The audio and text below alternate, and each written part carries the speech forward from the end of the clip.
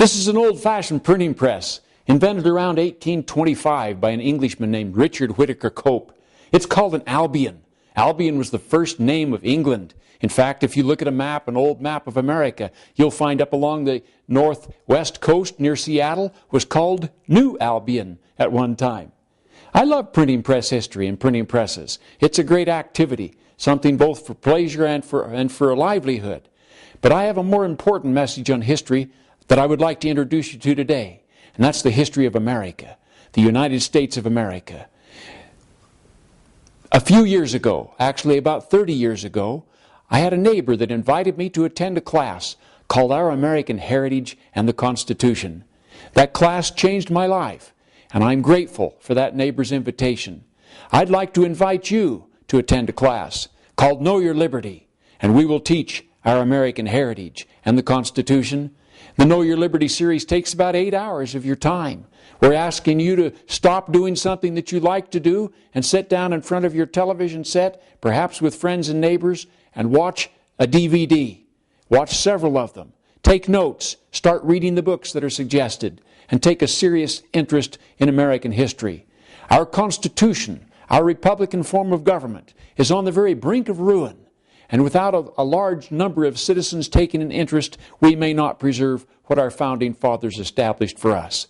So the next slide you'll see will be the opening slide of one of the Know Your Liberty series lessons. Please pay close attention. Thank you. The first founding of America. Now this lesson's one of my favorites. For the most part, you're going to enjoy a powerful spiritual element as the founding fathers carry out the will of God. And we'll see just what that is as we introduce it here. We left off in the last lesson with this question, what should we do? And I put this on a scene of haze and smoke. And by the way, that haze and smoke is looking out from the front door of my house. The haze and smoke for the past 2 years of forest fires. And it got so black that at 2 o'clock in the afternoon in front of my house, you couldn't see your hand in front of your face. The smoke and the haze was that thick. Now that's much like it is around us in the United States today. The average citizen can't see past the haze and smoke. They don't know what's happened. They don't know what's happening. And they sometimes don't even care because they don't know something happened. They don't care.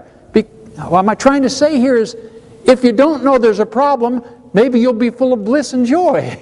Isn't this wonderful? I have a four-wheeler. My payments on my house are coming in sufficiently by my wife and I both working full-time jobs, and we're able to pay our monthly house payment. Why, life is good. Isn't that how it is? Let's go fishing, or whatever your activity is you pursue. What should we do? I pondered on this. I've been pondering on it for 3 years. 3 years ago, I was invited to come out of hibernation and start teaching again. I had taken a kind of a vacation for a few years and only taught one lesson a year for several years, and somebody suggested I get back with it and join the cause. And I'm so grateful that they came. The man that did that was Michael Perutka. Some of you know him. He came to visit me in my shop, and that was a turning point in my life. What should we do? What should I teach? I'm not teaching what we taught when I used to teach for the Freeman Institute. People ask me, are you going to teach the Constitution like you used to? No, you can get that on videotapes and audio DVDs. One of the excellent sources is John Eidsmoe's Institute on the Constitution. How many have taken that? John Eidsmoe's Institute? Oh, this is good. This is good. There's only one raised her hand. You're an audience ready and ripe for John Eidsmoe. You can do it in your own front room. Institute on the Constitution. IOTC dot something or other. And you can find out more about it. Okay, that's worth doing. I don't need to do that. I'm teaching you a lesson you cannot find on DVD until we create it ourselves. And some of you have already taken the package. You will not find it in any classroom I've ever heard about. I am teaching what for 3 years I have searched in my heart. What should I teach? What message should every American hear? If you don't know what's broke, You can't fix it. Now that's kind of homespun. If you looked at my hand, you'd see I work for a living. Somebody called me a couple of days ago and I had this dirty, filthy coat on. I wear it every day. And the day before that I'd been grinding a big old grinder and the hot sparks were flying down on the front of my coat. And I smelled smoke and I looked down, there's big flames coming up the front of my coat like this, and I beat the flames out and there's a big bucket of water right there and I stick my coat down in the bucket and I go back to grinding again. Okay, I make a living. I work for a living. I'm dirty most of the time. I put my necktie on when I come here because I can't teach without a necktie on. I wouldn't be able to. I have a policy. My son and I work together. If you don't know what's broke, you can't fix it. They bring us old wagons. That's our specialty. Fixing old broken wagons or wagons that don't have brakes or something like that. Right now we're putting brakes on a great big show wagon. Oh, really exciting. Makes a living, pays the bills. The 5,000-year leap on page 31 declares, this is Thomas Jefferson again, preach a crusade against ignorance. No other sure foundation can be devised for the preservation of freedom and happiness. We must overcome the region of ignorance. Intellectual sloth is a phrase I saw in a book this week. We are guilty of intellectual sloth. And in that same line, I was reading there, and it said, the opposite of love is not hate. And I thought, huh? This is just last week I was reading in one of your magazines. The opposite of love is not hate. And I thought, well, I always thought it was hate. And I called one of my friends up, the old professor that I called to ask about those words I told you about last night. And I says, what's the opposite of love? I thought he was going to say hate. You know what he said? Apathy. Indifference. And I thought about that. I've been thinking about it ever since. The opposite of love is not hate, it's apathy. Do you love America? If you love America, you will do something. If ye love me, keep my commandments, Jesus said. If you love America, obey the rules of freedom and liberty. If you do not love America. Indifference, apathy, intellectual sloth. You're not guilty of that because you're here. As I pondered on this, the thought came into my mind very clearly. And I think God sometimes helps us to know what to do and where to go. I thought, what should we do? And the thought came in, do what Moses did. And I remember battling with that one for a little while. This was a few months ago, and I thought, what did Moses do? I used to teach at early morning seminary. I taught students the Old Testament. I taught gospel doctrine for 14 years. Taught the Old Testament every 4 years. Do what Moses did. Do what Moses did. What did Moses do? I remember what he did. He changed the... Yes, that's what I'd like to do. If I could change the Potomac into blood. Would Congress then follow the Constitution? No, I'm afraid that wasn't what this inspiration thought was. Oh, I thought of another one, though. I'd like to call a plague of frogs into the Senate chamber. But this was the best one. This is the best one that came to me. A plague of fleas in the Supreme Court. Under those long black robes. But you know, I knew that wasn't what my Heavenly Father was trying to convey to me. Fleas and frogs and blood wasn't going to change the constitutional principles back in Washington, D.C. What was I supposed to do? Do what Moses did. My mind went to the book of Deuteronomy. The 5th book of Moses, called Deuteronomy. The first words read, "These be the words which Moses spake unto all Israel." And for the next 20 pages with fine print and no pictures, Moses gives the story of the history of the people. He tells them about the good things they did and the bad things they did. See, their generation, they've been wandering for 40 years when he gets to this book. And for 40 years they've been dying off. And the generation that fled from Egypt is now dead. And their children are there. And they don't really know the story. And so this old gray-haired man decides they need to hear their history. And he tells them the bad things they did and the consequences of those bad choices. So that's what I believe I'm supposed to be doing. And so I'm trying to tell the good things and the bad things about the story of America. An old adage, A people must from time to time refresh themselves at the wellspring of their origin, lest they perish. The three foundings of America. This morning we will present the first of the series, the three foundings. Where does the story of America begin? I wrestled and searched my heart, and I thought, where should we start? And then a dear friend from South Dakota sent me a letter. I think God works in ways like this. He sent me a letter filled with information. And he sent me a bunch of pictures. And he said, here's a program I'm trying to develop to teach my friends out here in South Dakota. And I looked at that and I thought, that's where I should begin. And so the first 8 or 10 slides are right out of his program. He collected the pictures. And my heart said, this is the beginning. Where does the story of America begin?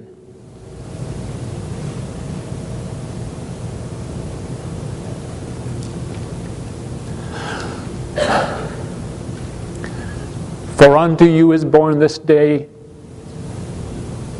in the city of David a Savior, which is Christ the Lord. And the child grew and waxed strong in spirit, filled with wisdom, and the grace of God was upon him. And he was about his father's business. And he ordained 12 that they should be with him, and that he might send them forth to preach. Wicked men cried, crucify him, crucify him. Following his death and resurrection, his apostles and his followers were gathered and killed. With the loss of the apostles, the organization of the Church of Jesus Christ crumbled, and a long night of spiritual darkness began. Historians call this the Dark Ages. And then God began to raise up great and noble spirits to break through and bring the light forth. And one of those great and noble spirits was Martin Luther. He wrote, the spiritual powers have not only been corrupted in sin, but absolutely destroyed. I simply say that Christianity has ceased to exist among those who should have preserved it. Many other great reformers were brought forth through the power of God. And they echoed the same sentiments. For example, John Wesley wrote, the Christians had no more of the Spirit of Christ than the other heathens. One of these great heroes of that time period was William Tyndale. And a few months ago I was on my way to Boise, Idaho to go up to a convention. And I knew this exhibit, where this picture comes from, I knew it was on exhibit in Idaho Falls, and I drove 100 miles out of my way because I wanted to see the exhibit called Ink and Blood. And the ink was the printer's ink that these men gave their lives to see printed on the pages to bring the Bible forth. And the blood was their blood. As they were mauled, maimed, murdered, and persecuted to try and bring the Bible forth in the language of the people that they loved.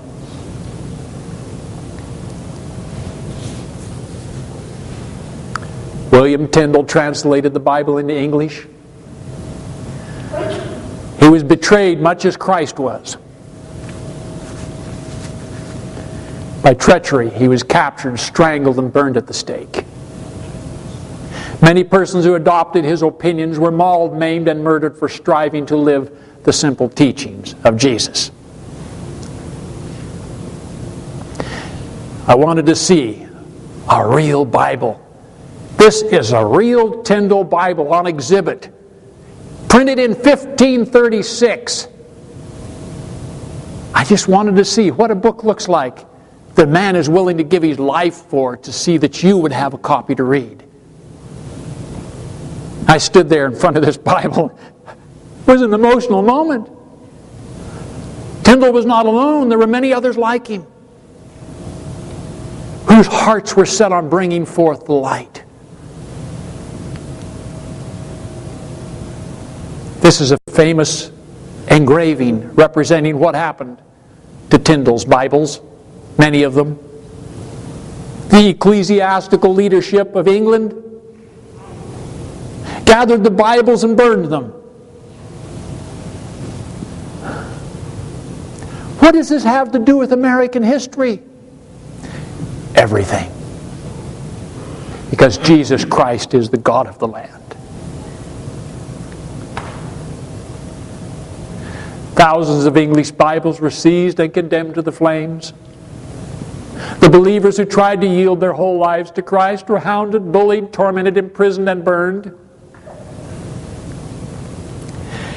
And many of them then began to try and flee to America.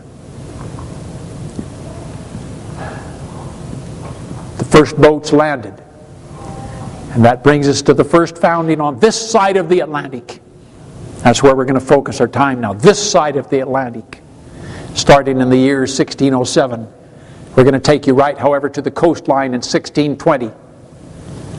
As the Pilgrims landed and declared, "For the glory of God and the preservation and advancement of the Christian faith." Our Pilgrim forebears served the God of the land, who is Jesus Christ. One of the earliest acts that they passed was the Old Deluder Satan Act of 1647. You see, Satan has various names, and they called him the Old Deluder. And they believed that if children were taught to read, they would be able to read the Bible, this book that men had given their lives for, and they would be able to avoid being deluded by Satan. So that was one of the very first laws, that children should be taught to read so that they could read the Bible in their own language.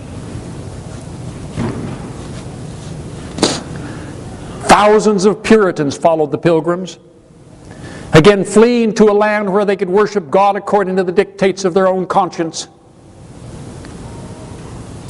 There were building blocks, I call them the building blocks of the Union. The Mayflower Compact, the Fundamental Orders of Connecticut, the Body of Liberties of Massachusetts Bay, the Virginia Declaration of Rights, the Declaration of Independence, the Constitution of the United States. There were more. These are building blocks.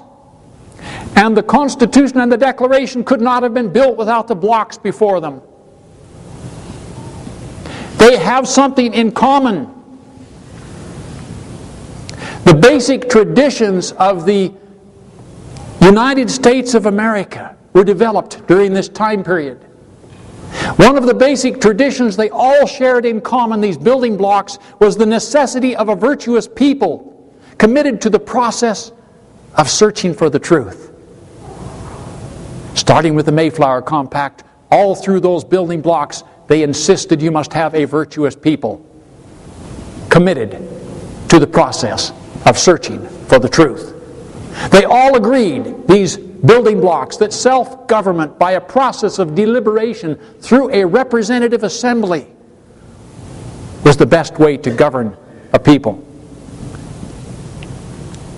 And a foundation of the higher law, coming from the supreme judge of the universe, was the necessary foundation for all of this.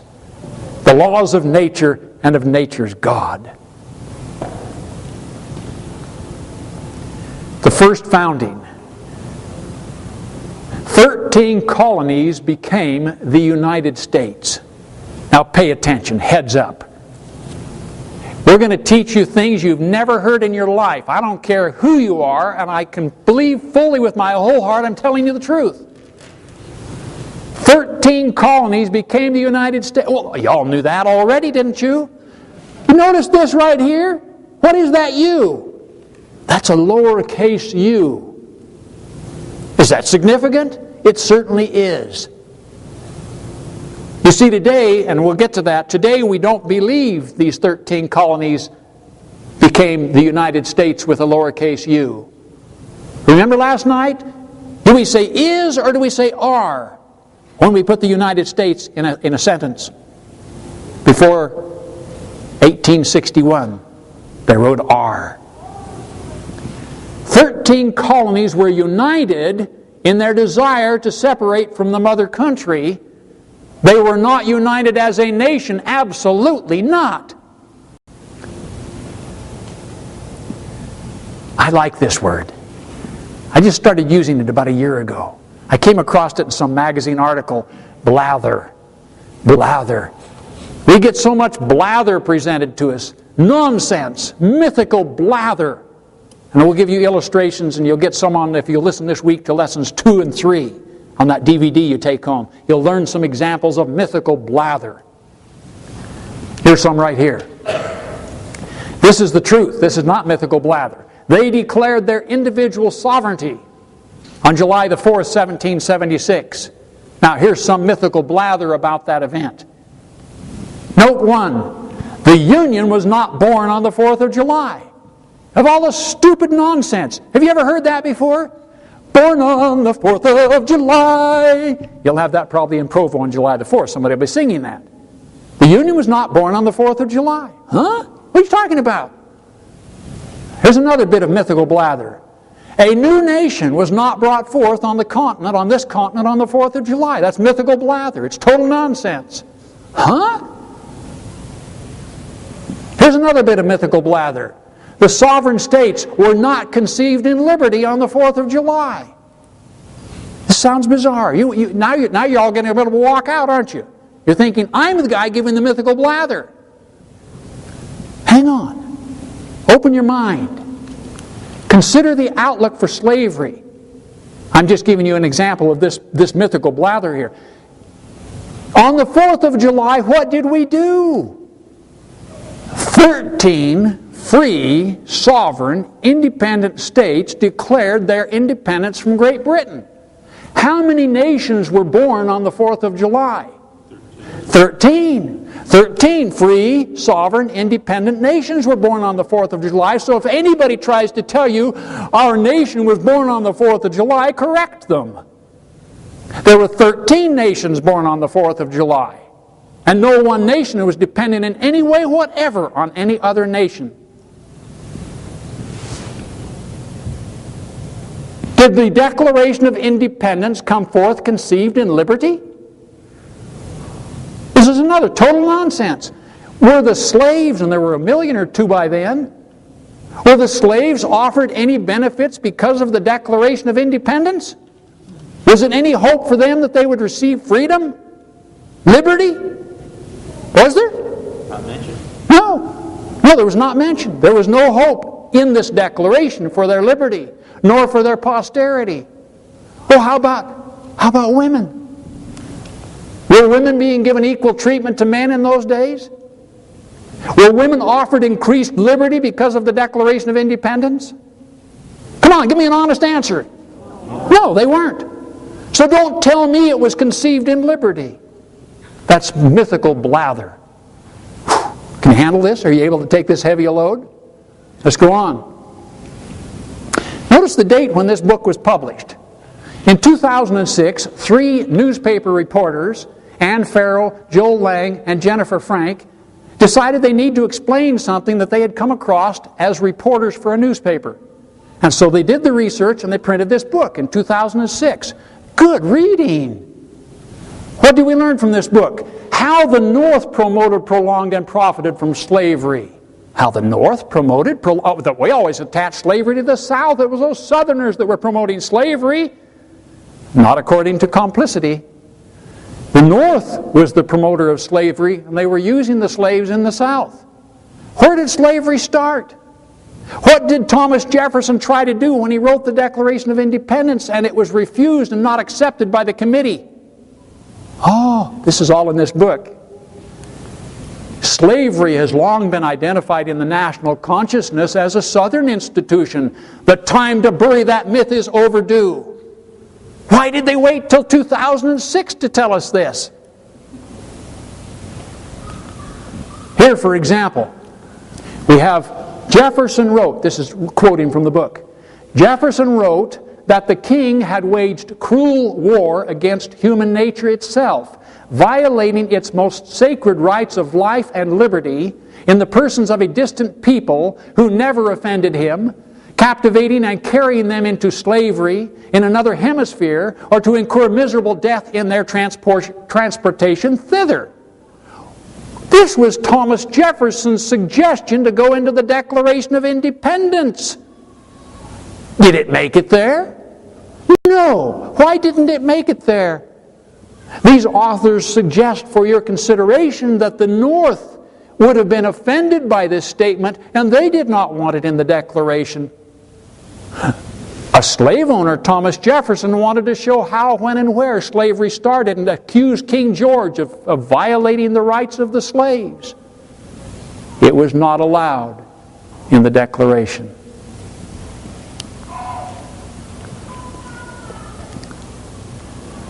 The abused Equality Clause.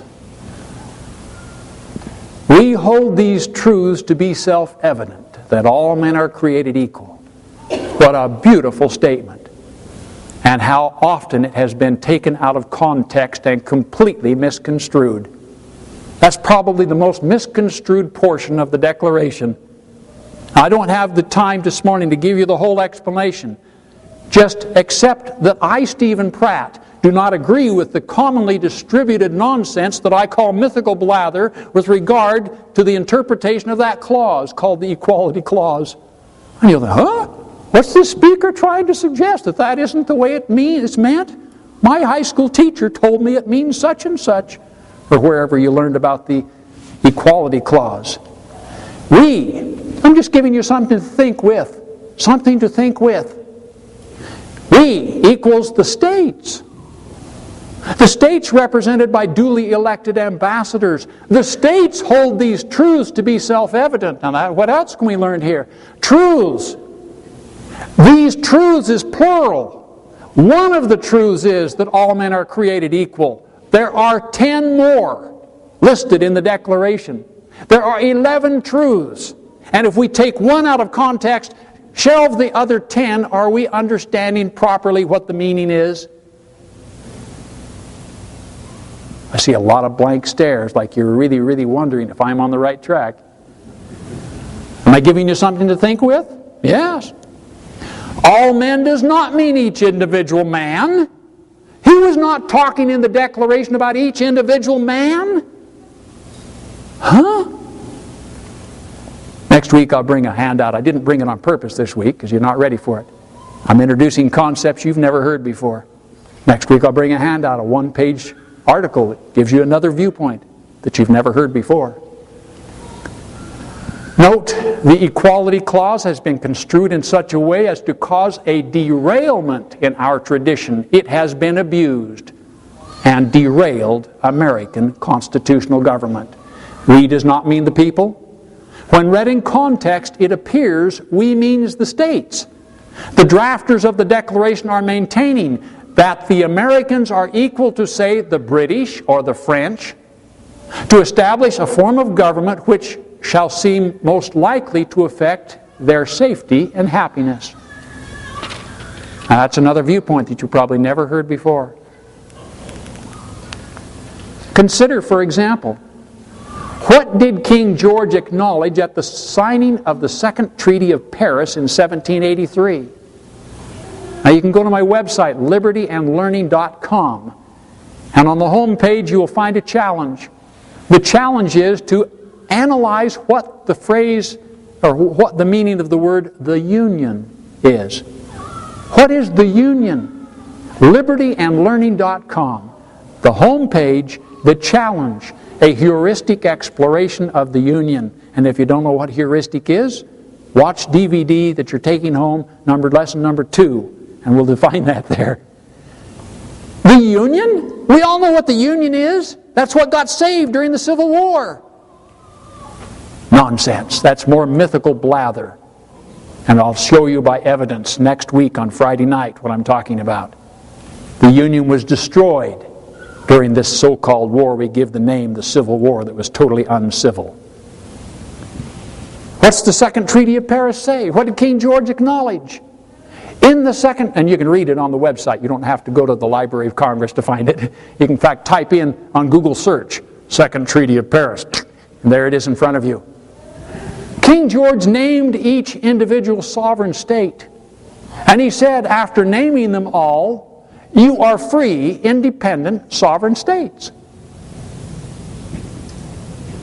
That's what he acknowledged, that they had the right among all the nations of the earth to take their place as free, sovereign, independent nations. Third point. Boy, that was a hard one. We ran that one home. Third point. Each new state wrote their own constitution. In fact, some of the states started writing their constitution before they declared independence. Before they declared independence, they were planning the new government. See, we get people sometime that say, it was a state of anarchy when the Declaration was declared. We were in anarchy. That's nonsense. Anarchy is confusion. We were not in confusion. These were people who were being raised up by God to prepare a land of liberty. And they started by writing their own plan of government, each one independent of the other. A plan of federation of sovereignties was conceived. A federation of sovereignties. Last night we talked about three great words. Federalism. A federation of sovereignties. That's what federalism is. Our first Constitution, the Articles of Confederation, was written. This is how it appears. Articles of Confederation and Perpetual Union. How long is perpetual? Forever. These are Articles of Perpetual Union. Can you bind your children to the form of government that you signed the contract to? Can you bind your children? Do you have that authority? Think about that now. Is this little baby out here bound by something that grandfather wrote and signed up in Salt Lake? Think about that. What binds us? How long? Hitler declared he was going to have a kingdom. How long was his kingdom going to last? 1,000 years. The 1,000-year Reich. Would you believe that just shortly after they published the Articles of Confederation that 9 states seceded from the Articles of Confederation? That's how long they thought perpetual was. They had every right to secede because they were free, sovereign, independent states. Ratified near the end of the Revolutionary War, this was a weak union from which 9 states would soon secede. Now they called a great convention. The states called a great convention. And at this great convention, some of the finest scholars the world had ever known, men whom God raised up for the very purpose, came together. And they worked for several months. And they created a plan of government that is acclaimed today as the greatest plan of government ever written in the history of mankind. They called it a more perfect union. We will try to make a better union than the one we had before under the Articles of Confederation. Bernard Janin Sage's excellent book speaks about this. In fine, the states federalized and did not nationalize themselves. Now get this language. If you don't take any other notes today, get these 2 words. Federalized, not nationalized. Because in next Friday night's lesson, you'll find out what happened when we got nationalized. In fine, the states federalized and did not nationalize themselves. The former would necessarily be done by equal sovereigns, while the latter would make them counties or provinces of a nation, remanding them to their British condition. Written in 1878. Now there was a tariff dispute. We need to know about this. There was a tariff dispute at the Constitutional Convention in 1787. The leaders of the 2 different viewpoints were James Madison and George Mason and James Madison. The dispute was over how tax law should be passed. Madison said, and his group of supporters, they said, well, we think a simple majority is adequate. Just takes a majority vote and we'll pass tax law when the new government is installed. But George Mason, he says, no, I fear that if we do that, the southern states who will have a minority representation will be overrun by the northern states. He says, I feel we need a 2/3 majority to pass tax law.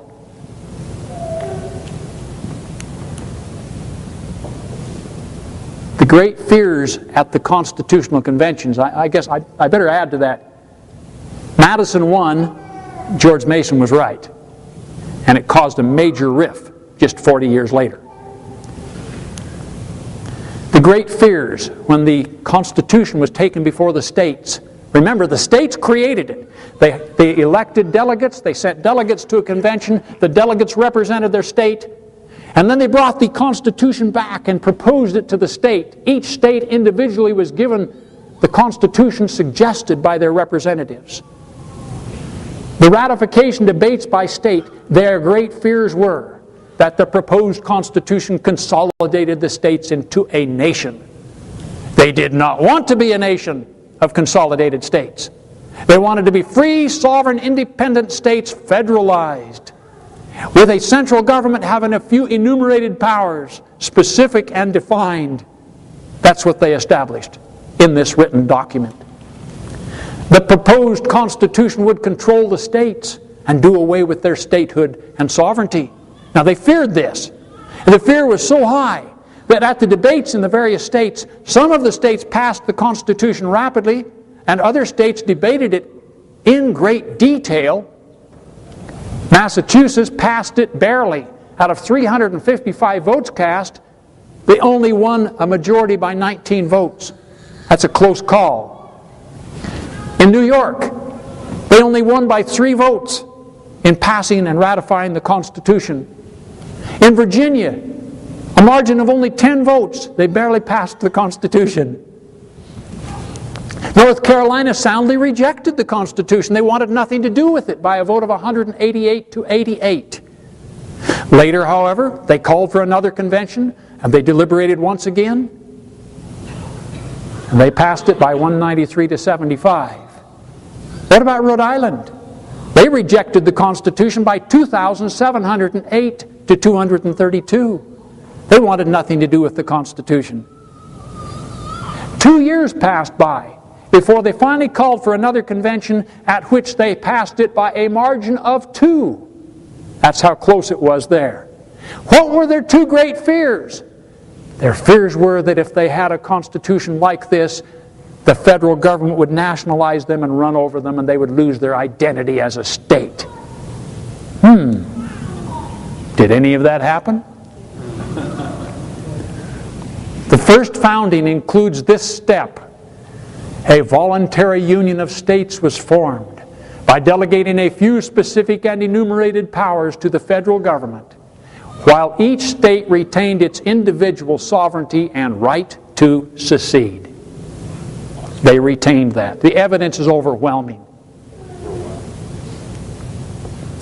When was the Union born? Okay, if I'm going to call it mythical blather to declare it was born on the 4th of July, when was it born? If you turn to your Constitution, Article 7, go ahead and grab it out. If you've got, hopefully you're wearing your Constitution now in your shirt pocket, and by the time I meet with you again next Saturday, it'll start to have some tattered corners. Hopefully you're using it. Turn to Article 7. What page is it on? 15. Okay? Boy, I got this new copy here I can't even hardly open. 16. There we go, 16. Article 7. Now we dealt last night in depth on the second sentence in this article. Let's look at the first sentence. The ratification of the conventions of 9 states shall be sufficient for the establishment of this Constitution between the states so ratifying the same. Well, that's pretty important information. How many states are necessary then to ratify and accept this proposal? 9. 9 states. When was the Union born? The 9th state, New Hampshire, July the 2nd, 1788. Is this when the Union was born? No. All they did was ratify. Now they had 9 states that had ratified it, but had they put it into implementation yet? No, not yet. Now they had the right to implement it. So what did they begin to do? The states proceeded to appoint electors and select their senators and representatives to Congress. Now the appointed electors, what are the electors going to do? What's the elector supposed to do? He's going to choose the president. Did you vote for the president as a state then? No, you didn't vote for the president. You had an elector that represented you. I'd like that today. I'd like to have a trustworthy person from Utah, someone who understood the Constitution, like Bliss II. I'd like to send him back to Washington, D.C. to interview personally the candidates. Yeah. And then he chooses for me because I trust him. But when they come on television with their smooth talk, with their mythical blather, and they tell you all this nonsense about how they'll get more for you, how do I choose? Unless I have a standard. And it's still difficult to do. The elector was the process then. It was a beautiful concept. You sent your most trusted person back to meet with the candidates and decide for you. How about the senators? To select their senators? How did the senators get selected? Didn't you vote for the senators? Weren't they just another House of Representatives and you all voted a big mass? No. You had a state legislature, and the state legislature chose the senators to represent the state to protect the sovereignty and independence of the state. Do you see how beautiful this program was? It was a glorious standard. March the 4th. Now write this one down. March the 4th, 1789. The Congress, together with the President, did proceed to execute the Constitution belonging to the Associated States. That's a glorious day to remember. Most people have never heard of this date before. So when was the United States or the Union born? Our constitutional republic of republics. That's a strange name. That's the name they called it. Each free, sovereign, independent state was a republic. And they sent delegates to a convention. And the delegates organized a republic of republics. Use that kind of terminology and then you're accurate, telling the truth. Our Republic of Republics was born March the 4th, 1789 with, just a minute, where'd that 9 go? During the time period from when the 9th state ratified until they had the government in place and moving, 2 more states ratified. And when it was actually launched and our Republic of Republics was born, by then there were 11 states in the United States of America. Oh, how many states were there? How many were there? 13. What about the other 2? What if these 11 states wanted the other 2 to join? Did they have the authority then to go start burning and killing? If you don't join the union, if you don't stay in this union, we'll kill you, we'll burn your property till you finally agree to be voluntary members of the union. Yeah, that's what they did about 40 years later, 60 years later. You follow this? This is the original plan of government established in the United States. The Constitution. Who's Gouverneur Morris? Gouverneur Morris. This guy's a great character. Gouverneur Morris. I used to teach high school groups this lesson, and I remember down in Texas, they had 415 students every time I went because that's all the seats there were. Oh, those were the days when I had $1 bills. I don't have any $1 bills today. And I used to take out the $1 bills because I didn't have much money then. And I'd hold them up like this, a whole handful of $1 bills. I'd say to high school students, this is tantalizing, say, I'm going to give away some money today. I want to give away money to the people that know the right answers. Who can tell me who wrote the Constitution? Anybody in here want to take that up? Who wrote the Constitution? I'll give you one. Oh boy, hands will go up all over the room. Boy, the hands will go up. Yeah, go ahead. What's the answer? He knows the answer. You don't qualify. James Madison probably would have been one. Yeah, always James Madison. Always Thomas Jefferson. And at that point when they said Thomas Jefferson, they blurted them out, oh, hands will go up. Thomas Jefferson, James Madison, George Washington. They never got the answer. Never got the answer. I never gave any money away. So I finally had to go back to simpler questions. Let's start out with an easy one. Who's the father of our country? I'd always be able to give $1 away eventually there. But I never had to give any money away when I asked, who wrote the Constitution? Gouverneur Morris. He's the only founding father with a wooden leg. You didn't know that, did you? Trivia. That's trivia, but still fun. When other people would clap, he would stump his wooden leg. Part of the effort to approve of something. Okay, now you've had an introduction to Gouverneur Morris. He was one of the most respected leaders of the Constitutional Convention. Gouverneur Morris was the chairman of the Committee on Detail. When it finally came down to it, Who wrote the Constitution? Could everybody all together write it? Could they all get a pen and each one writes a word and then the next one comes up and writes? How did they do this? They gave the ideas to the Committee on Detail. And the chairman of the Committee on Detail, the chairman wrote the Constitution. He took the pen, he dipped it in the inkwell, and he wrote down the ideas into flowing sentences. And then they debated what he wrote. And then they modified that until they worked out every single word to the satisfaction of the group. He wrote, the Constitution was a compact, not between individuals, but between political societies, each enjoying sovereign power and, of course, equal rights. That's a powerful statement of what actually took place. Sir William Gladstone, Prime Minister of England, declared when he had read this document, he was a greatly loved man in England, this is the most wonderful work ever struck off at a given time by the brain and purpose of man. Now we're going to use this hand again. This hand represented last night, and it still does, a voluntary compact between free, independent, and sovereign states. A voluntary compact. In 1789, the pointer finger is the sovereign states. They're pointing the way. They sent delegates to a convention, and those delegates representing the states wrote a constitution. And the Constitution divided the power between the legislative, the executive, and the judicial.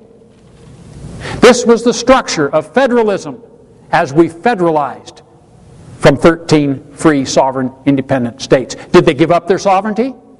Is there any such thing as split sovereignty? Oh, there are all sorts of people that will argue, oh, they split their sovereignty. They give a part of their sovereignty away. That's nonsense. You're either sovereign or you're not sovereign. You can't give half your sovereignty away and still be sovereign. Slightly pregnant. Yeah. That's slightly pregnant, yes. They called this voluntary union the Union of States. They called it the Union of States. And then it became known as the United States. The United States are this voluntary association of free, independent, sovereign states.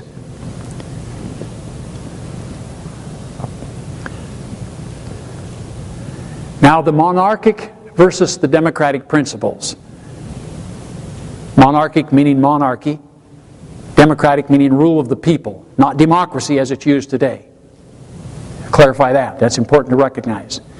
Monarchic, coming from Alexander Hamilton, all-powerful central government. He said in one of his statements, the people, gentlemen, I tell you, the people are a great beast. We can't let the people decide and rule themselves. The people are beast. We've got to have people who are qualified leaders. The monarchy, or something thereof, the equivalent thereof.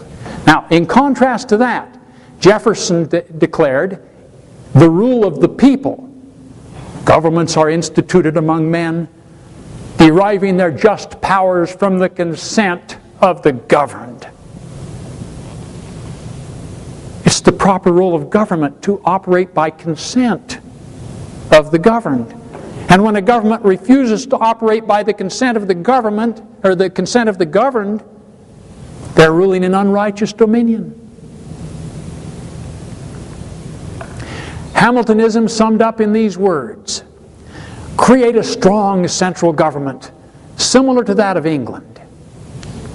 The main public offices were to be held by the rich and the noble for long periods or for life. Maintain a large standing army. Provide for a national bank and a heavy public debt, owned by the favored few, to whom the common masses could pay tribute under the guise of interest. These are concepts coming from Alexander Hamilton. By the way, his state of New York was not well represented at the convention. How many states were represented with enough delegates to vote at the convention? 11. Rhode Island never sent any delegates. New York sent 3. 2 of them got fed up with it because they were Tory-type individuals and they went home. Alexander Hamilton went home also for a time. When he eventually came back, he didn't have voting power because he didn't have a majority from New York's delegation. So there are only 11 states that had voting power at the Constitutional Convention. Alexander Hamilton stood and gave his opinion. Here's how I think we should organize our government. Did they embrace these ideas and say, yes, Alexander, that's wonderful, we'll write that into the document? No, on the contrary, they said, no, Alexander, thank you, but no. And that's when he went home. Came back sometime later. Now, contrast that. Oops, there's one I didn't put down. You don't overlook this one. Enact prohibitive tariffs under the guise of protection.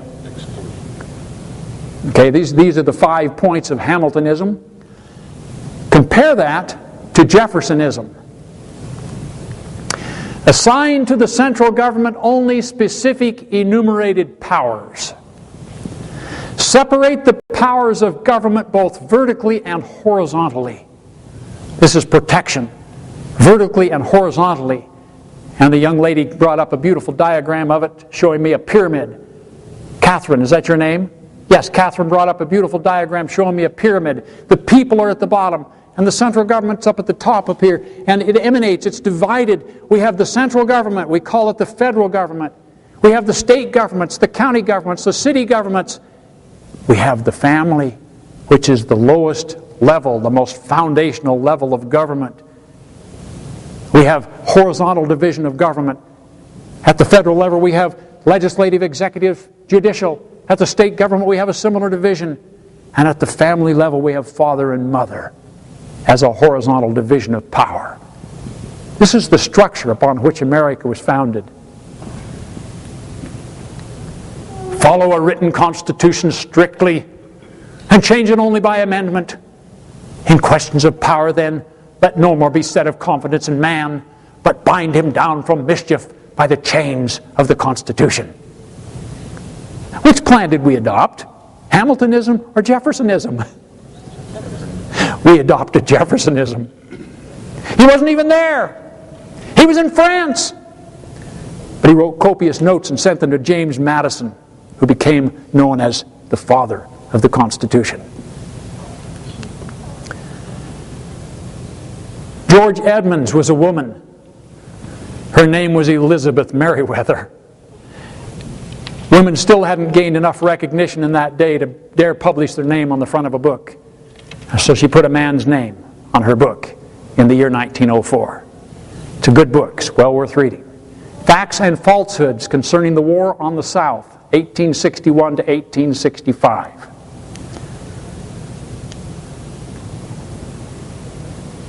The students of New England history, or the student of New England history, knows that from the very formation of the Union, New England's foremost politicians were dissatisfied with it and began to plan and plot to bring about disunion. Now she's writing a brief history of this war we call the Civil War.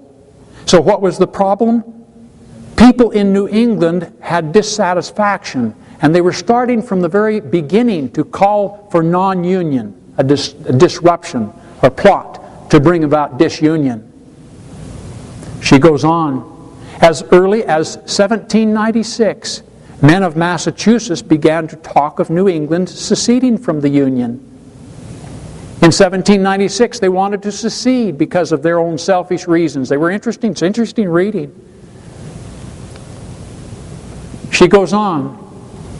Then, in 1796, New England writers, preachers, and politicians deliberately began the wicked work of poisoning their minds against the southern states, to sow hostility, discord, and jealousy between the different sections of the Union was the first step New England took to accomplish her favorite object, a separation of the states. Now, she then gives quotations from the sermons and the written papers that were coming forth in 1796 to build her case, giving evidence for her assertion here. Elizabeth Merriweather. Now I ask you, what is the Union? You know, I haven't had anyone in an audience yet that could give me a correct answer. The Union, according to our founding fathers. What is the Union? I wish we could discuss it for an hour here. That would be good for us, but let me just shorten down that discussion time by putting a definition on the board or on the screen from 1820. Excuse me, it goes back. Yeah, it's 1825. That's where this definition comes from. But before we give it, let me reason through, help you to have something to think with. What is the union? When we speak of a string of pearls, this is the reasoning come from Bernard Sage. When we speak of the string of pearls, what is the most important? The string or the pearls? Oh, that wasn't too hard, was it? Okay, let's try another one. When we speak of a bag of gold, what is the most important? The bag or the gold? Oh, that wasn't too hard, was it? When we speak of the Union, what is the most important? The Union or the free, sovereign, independent states? Oh, but guess what? No one knows what the Union is today. The definition's totally gone. I've never found it in a modern textbook. I had to go back to 1825 before I finally caught on an understanding of I finally understand. I finally understand. Thanks to William Rawle, I finally understand. And somebody had to reprint William Rawle's book, and so I called that man, and I thanked him. Thank you for reprinting this old, wore-out textbook. William Rawle was a contemporary of the Founding Fathers. He was there with George Washington. George Washington, when he became president, asked William Rawle to become the first, or not the first, but one of the Attorney Generals of the United States. Now, does that give you any credibility for William Rawle? George Washington loved William Rawle and respected his thinking, and he said, "Would you be the Attorney General if I, he had to still get approval from Congress, but William Rawle said, "No, I'd rather stay home and practice law in Philadelphia." William Rawle wrote the second to earliest constitutional textbook used at West Point and other leading institutions of higher learning. The name of his book, The View of the Constitution of the United States, Chapter 32 is titled, "Of the Permanence of the Union." And then, what do you suppose he does in the next 15 pages? He tells you what the Union is. He describes the Union in detail. He explains to you that the free, sovereign, independent states can secede. They're voluntarily in there, and they can secede if they desire. He gives you the most honest, down-to-earth explanation of the Union that I have ever seen. And it takes 15 pages to do a good job. I mentioned to you the lady that said to me, "Oh, Mr. Pratt, I like your lectures, but why do they have to take so long? Why did he take 15 pages to define the Union when you can boil it down to this?" This is 15 pages sucked into one sentence. The Union is a voluntary association of the people of two or more representative republics. That's the Union. If two of the original 13 states wanted to be together after they had followed the plan of the Constitution, if some of them wanted to secede, they could secede. But William Rawle says you would need two to maintain a union. Just two. If the others try to secede, should we start killing and burning them? No, William Rawle says it's voluntary. You can't do that. That was in 1825. To coerce a seceding state would be suicidal to freedom. Elizabeth Meriwether's quoting another earlier scholar in her book. To coerce a seceding state would be suicidal to freedom. What happened to freedom when the seceding states were coerced? It was lost. Our nation committed suicide. What is the Union? Wendell Phillips was a United States Senator. We'll quote him again on Friday night next week. What is the Union? He declared in 1860, a union is made up of willing states. If you don't want to be in there, if you're not willing, you can withdraw, because it's not a union unless you're willing voluntarily to be there. Something came about called unionolatry. They began to worship the bag instead of the gold. They began to worship the string instead of the pearls. They began to worship the Union instead of the free, voluntary, sovereign states. Worship of the Union, they called it. Serve King Union was another phrase I picked up in some other textbooks. Meanwhile, 40 years after Mason-Madison controversy, remember we introduced that earlier? 40 years after the Mason-Madison controversy over whether a majority or a two-thirds majority should be used, the majority vote, the North imposed protective tariffs by majority vote. For example, the Tariff of Abominations of 1828. Now, it was about this time that South Carolina said, we can't tolerate this anymore. You're violating our rights, and we no longer want to be a part of this voluntary association. We will either nullify what you have passed and tried to foist upon our state, or we will secede. Do you remember that bit of history? Usually it's covered in some book somewhere. And so we're told that South Carolina was about ready to secede, and so great men like Henry Clay and others came in, and they had deliberations, and it was postponed for a few years. Satan goes about deceiving nations. How does Satan deceive a nation? When they passed the old Deluder-Satan Act in 1647, they were trying to have the children read the Bible. How does Satan deceive? The old deluder does this by deceiving individuals, leaders, and teachers. Hopefully, the higher he can go, the quicker it'll happen. If we can suck in the leaders and the teachers to believe mythological doctrines, mythical blather with other words, then we can deceive the whole people because the teachers will pass it out to their students. Enter. Oh, this is an interesting part of the lesson here. Again, you'll hearing things you have never heard before. Nathan Dane, Joseph Story, and Daniel Webster.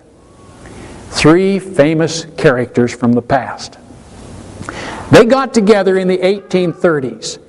Now, a little brief background on who these people are. Nathan Dane was a prominent lawyer, drafted the Northwest Ordinance of 1787. That makes him very prominent. He published the first law textbook just before William Rawle. This man published his textbook in 1823, William Rawle in 1825. He founded the Massachusetts School with Story and Webster. Now, the Massachusetts School, to the best I can discover, was not an institution. It was not a building or a campus. It was what we would call today a think tank. Now, we have think tanks around. And one of those think tanks that has a building that they're called the Council on Foreign Relations. And they're a think tank. And these brilliant geniuses get together and they think. Only thing that bothers me about where they think is the name of the place in which they think. The Council on Foreign Relations meets at the Pratt House.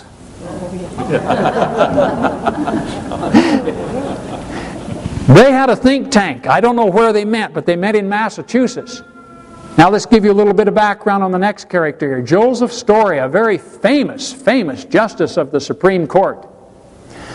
He was considered the most learned scholar ever to sit on the Supreme Court. He was the Dane Professor of Law at Harvard. Now Dane is the Nathan Dane. Nathan Dane was old enough to be the father to these other two gentlemen. Nathan Dane had a lot of money. He contributed a sizable amount to the Harvard Law School. So when Joseph Story came along, he got the position of Dane Professor of Law at Harvard. He construed the Constitution in favor of expanding federal power. You know where I got that sentence? Out of the encyclopedia. I looked up this guy's name in the Encyclopedia Britannica, and they used the word construed. And I thought, that's interesting. Is construed something we do with a contract?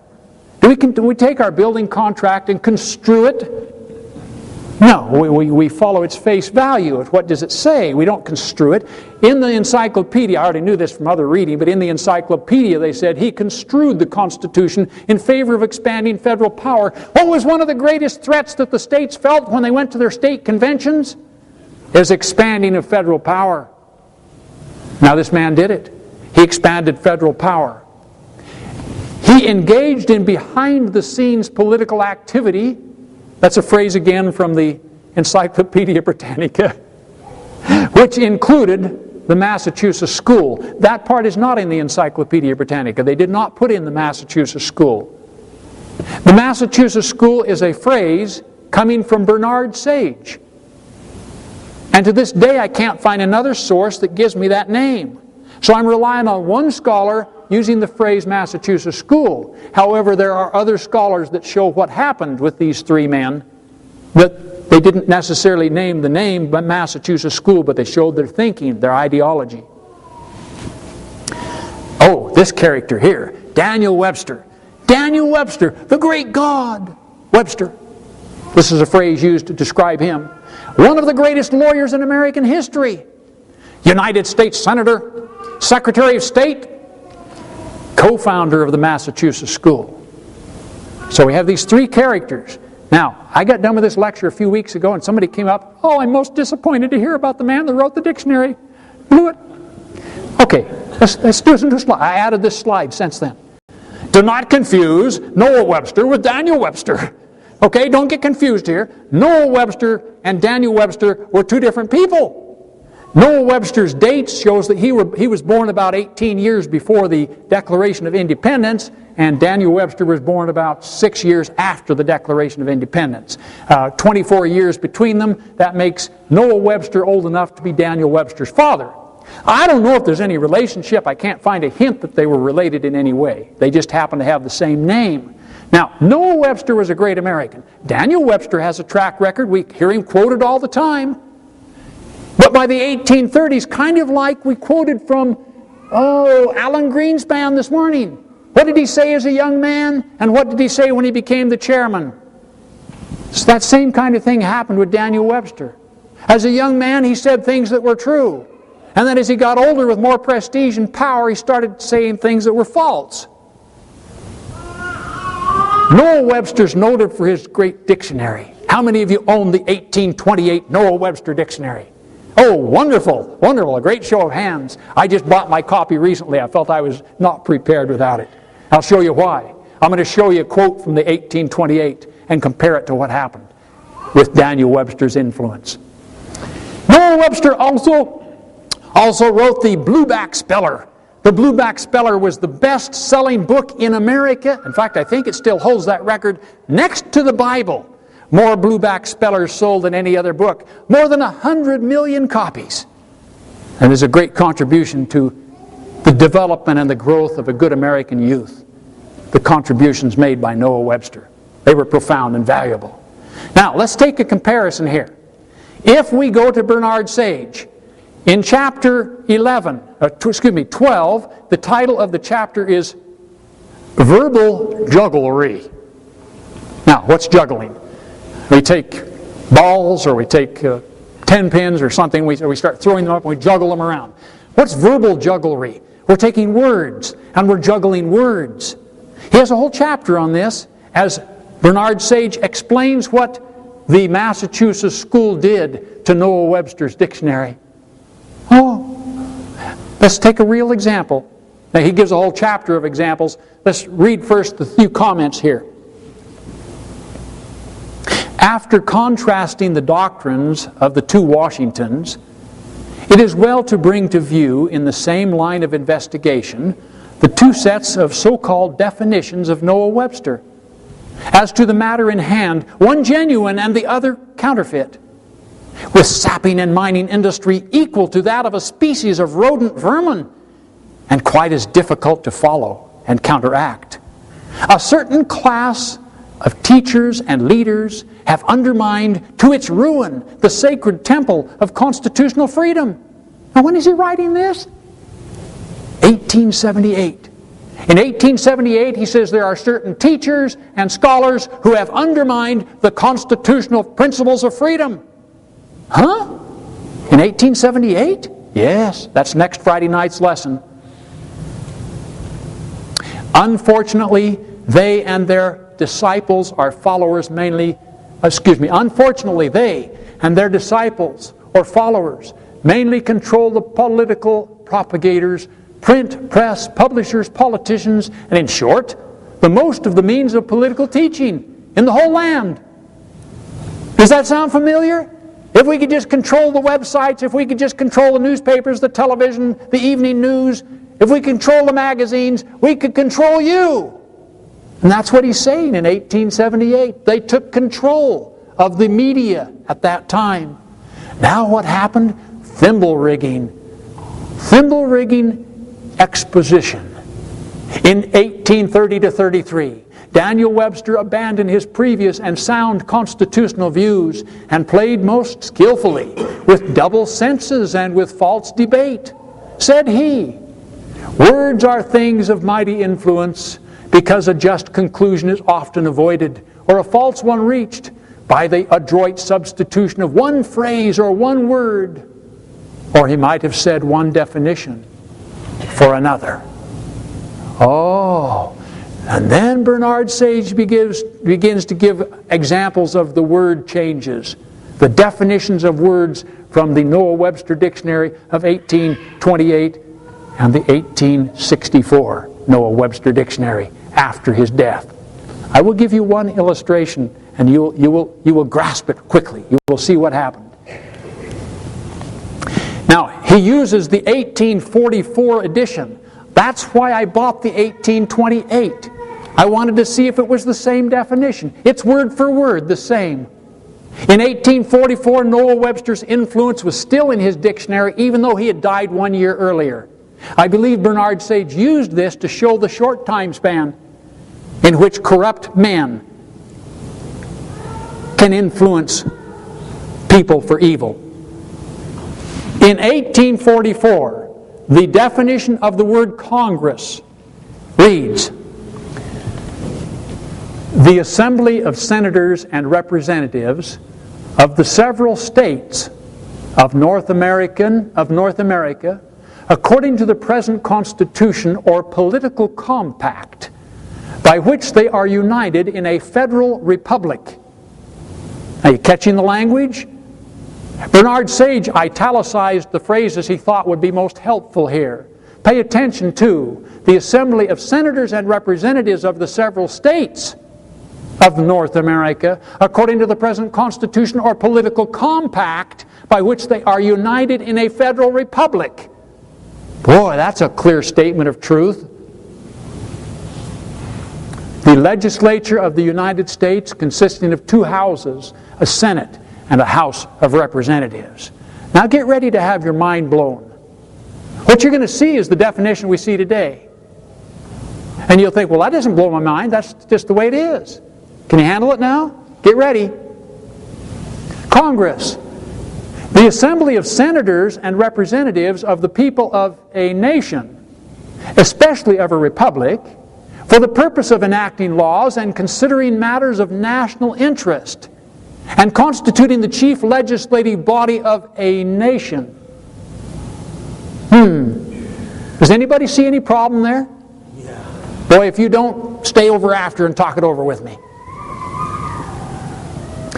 Noah Webster's dictionary of 1844 and 1864 is an example of what the social do-gooders were doing at this time period.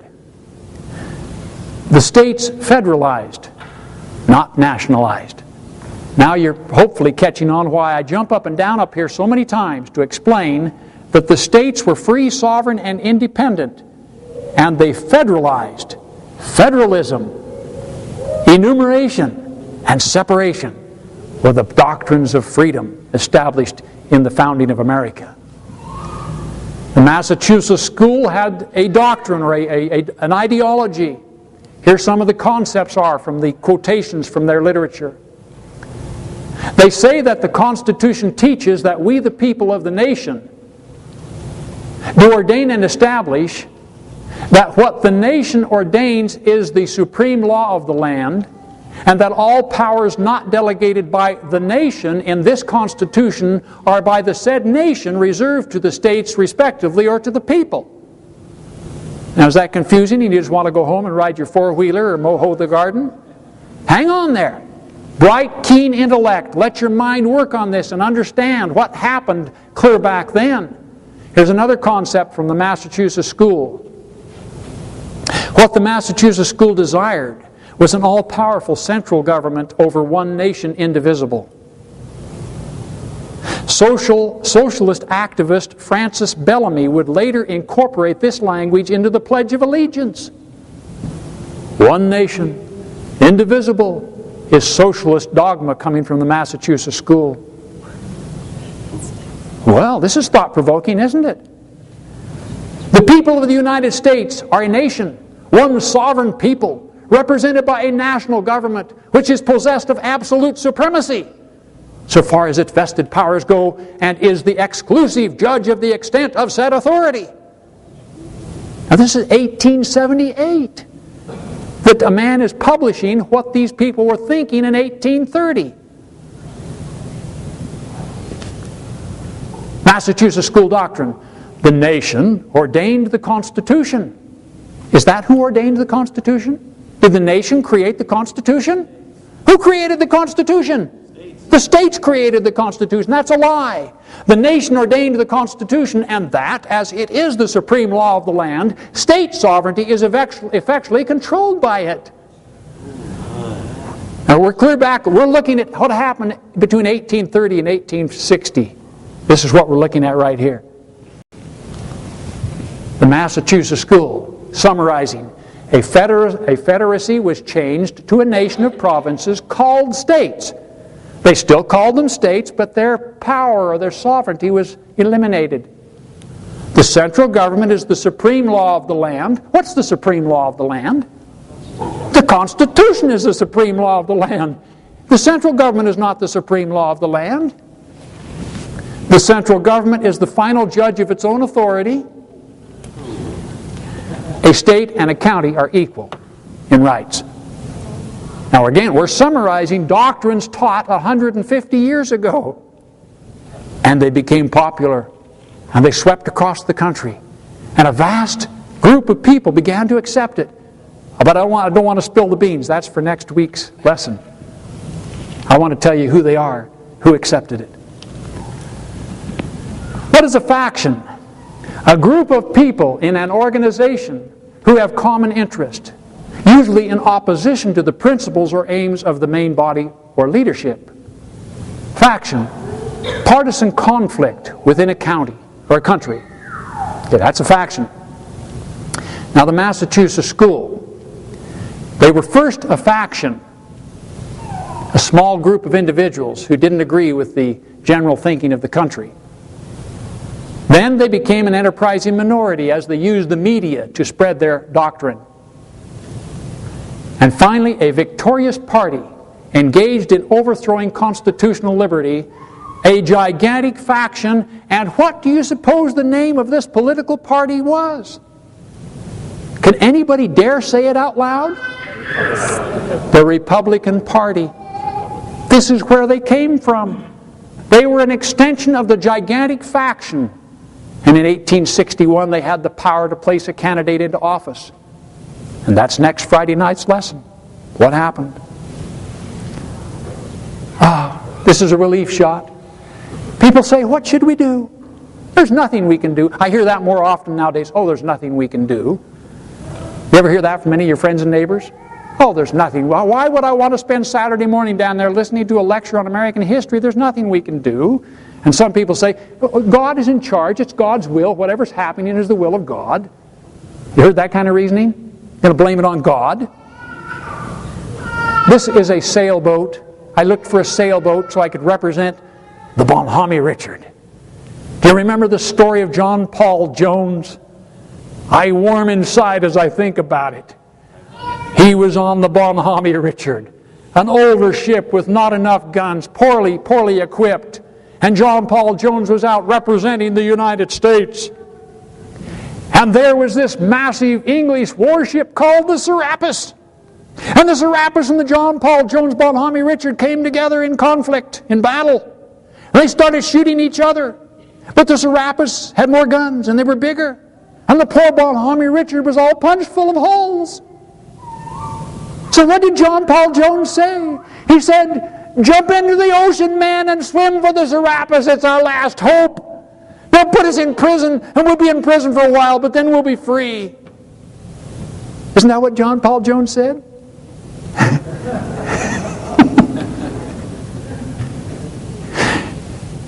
He said, this ship's going to sink.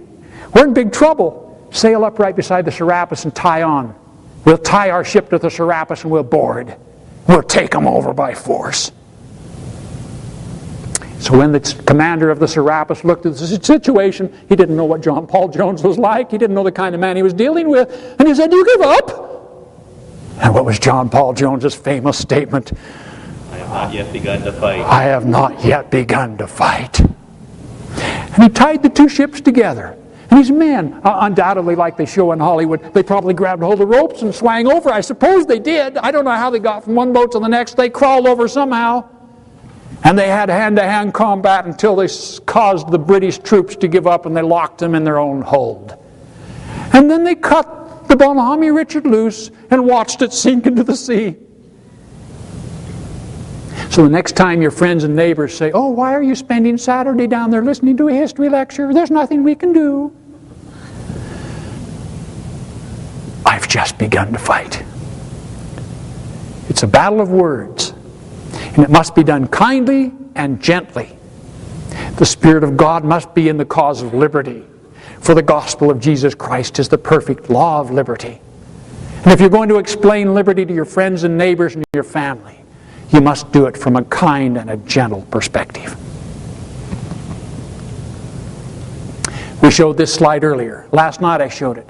I regret deeply that I didn't invite you to sing last night. I was supposed to push the button one more time, and we would have sang a hymn to close our evening meeting. I can't wait to see what comes up next, because I've forgotten. Last night we reminded you of the great statements here that Christ made to his apostle Peter.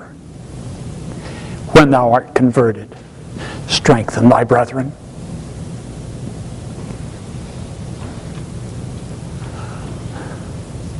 Oh, I'm glad that came up.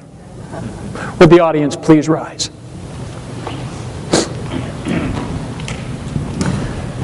This is one of the great hymns, a great prayer.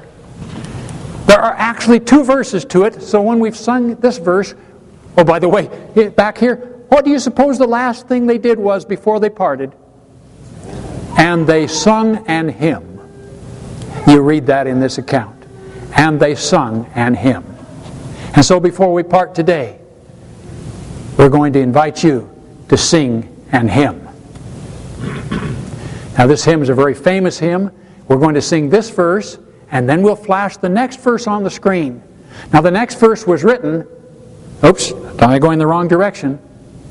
I'm going backwards. Let's go this direction. The next verse on the screen. Notice this verse was written in 1640. See down in the corner? It was in one of the earliest, if not the very earliest printed book in America. They called it the Bay Psalm Book, a book of hymns, printed in 1640, praising Jehovah. So let's see if I can lead you through this song effectively. I wished I had a piano player that could play that for us.